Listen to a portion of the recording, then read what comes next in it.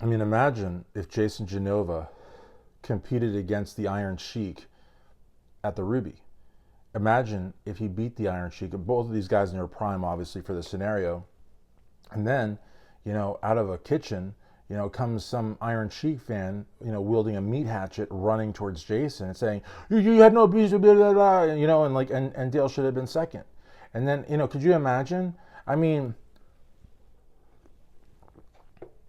or if it was Big Lenny, could you imagine if like Big Lenny beat like I don't know, the Shah or something, or the Ayatollah? Imagine it was Big Lenny versus the Ayatollah Khomeini, and they were at the prime of their careers. And Big Lenny like beats the Ayatollah on the front lat spread, the rear double bicep, the ab and thigh, and Lenny like licks his hand and slaps the Ayatollah's quads to see if he can get those teardrops out.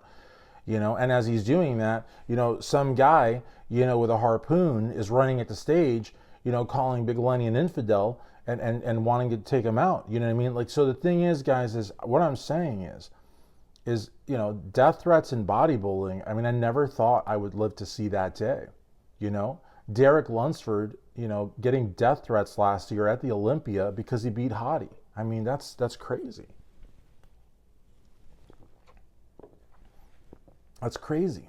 And now, like a week and a half ago, legendary bodybuilder John De La Rosa happens to beat Mo Fata, and he's getting death threats. So, it's just like one of those things. When I was in the Olympia, that Brandon, actually, no, the one that he took second, I took a lot of crap from people, from big Rami fans. I'm not going to say I got my life threatened, but I took a lot of crap from them because I thought that Brandon should have won. I was like, guys, let's keep it classy here. This is a bodybuilding show. It's like relax, But they were just so trashy, and they were like angry at me, and they were like looking at me and giving me the bird, the bird. You know what I mean? And I'm just thinking to myself, guys, that no one in bodybuilding lasts forever. I told him this. I told this guy, Chad was his name, or yeah, I think it was Chad, Shazad, Chad, something, I don't remember. But I told him, I said, Chad, let's say his name was Chad. I said, Chad, look at Ronnie, look at Lee Haney. They won 8 Olympias. Now Lee Haney was able to retire upon winning number 8, which some people say he shouldn't have beat Dorian. I think he could have. I don't know. I don't think it was. Well, I don't know. Let's not go there. He was able to retire. But Ronnie wasn't able to retire. Ronnie took a 2nd place, came back, and they gave him a 4th place, and then he retired.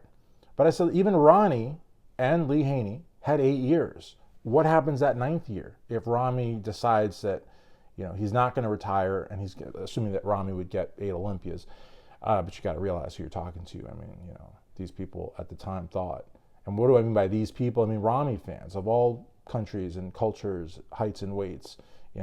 And style sophistications.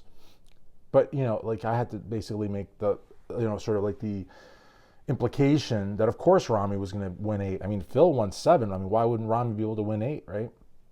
And I said, well, if a day comes and he doesn't want to retire and he wants to go out competing like Ronnie did, are you guys going to like flip, the bird? And he said, no, worse, because then it would be a lack of respect, he said. And I was like, what do you mean? I was like, because then he would be 8-time Mr. Olympia. I said, yeah, but see, and that's, I think that's where it comes down to. I think that's where the issue really comes down to is, cultural awareness of the bodybuilding culture and understanding, that this is a physique-based show, number one. That's like the most important thing.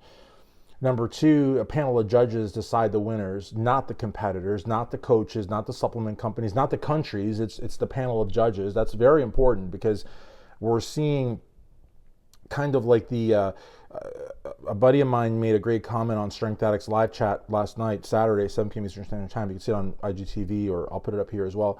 I may link it to this actually because it's kind of related to this in a way. No, it's actually related to this in a big way. He said that, some sports like soccer, the countries get behind the teams.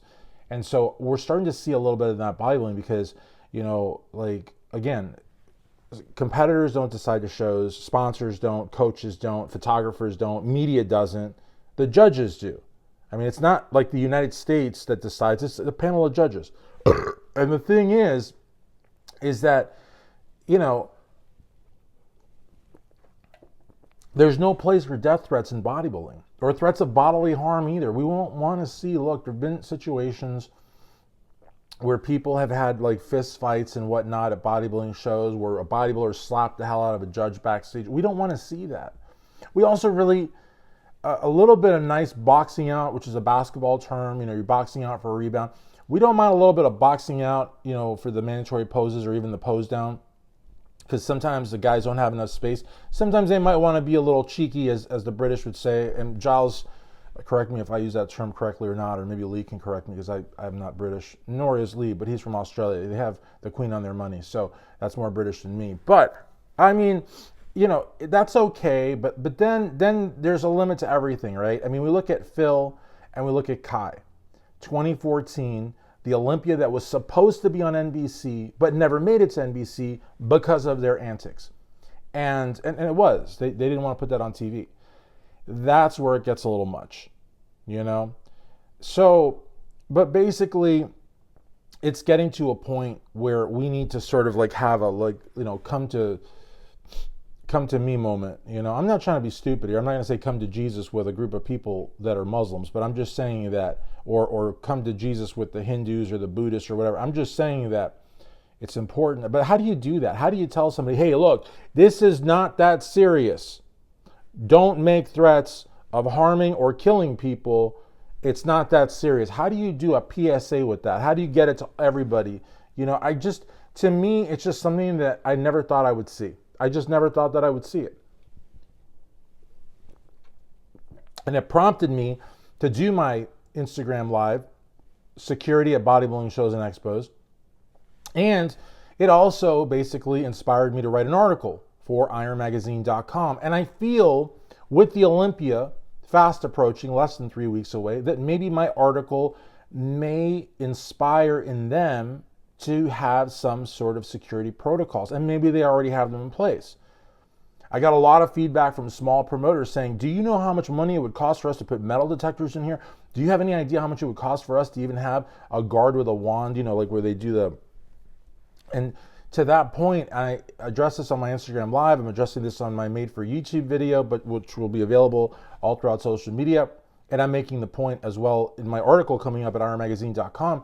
I don't expect small shows, small to medium-sized shows, regional shows, that sort of, well, maybe regional shows, but what I'm saying is, if your show is done in a high school auditorium, I'm not asking you to implement this, but I would say maybe a regional show, but more specifically, national shows, more specifically, big bodybuilding shows, more specifically, huge expos like the Arnold Classic, like the Olympia Expo here in the United States, and abroad like FIBO and Body Power.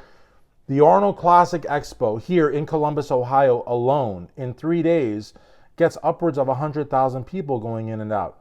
So again, you got to think about the competitors, you got to think about the vendors, you got to think about the booth workers, you got to think about the everyday sort of guest, attendee, whatever. So all I'm saying is, at those events, it might warrant at least a second thought, or maybe not. But I never thought I'd live to see the day where death threats were made on competitors for where they placed. And that's the day that we find ourselves in. Amen. That is messed up, guys. That is so wrong on so many levels, but let's talk about it, or let's not.